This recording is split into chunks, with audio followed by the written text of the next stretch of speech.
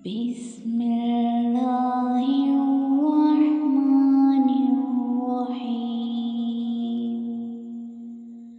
വഅന്ന മസാജിദ ലില്ലാഹി ഫലാ തദ്ഉ മഅല്ലാഹി അഹദാ. പള്ളികൾ അല്ലാഹുവിനുള്ളതാകുന്നു.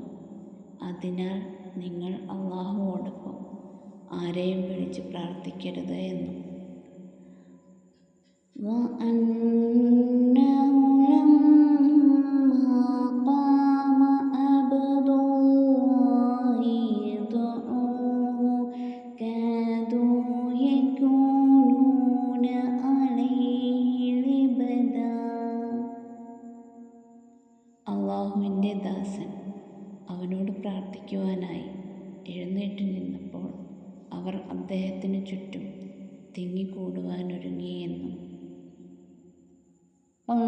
ഇന്നമാ അദ്ഉ റബ്ബി വലാ ഉശ്രികു ബിഹി അഹദാ.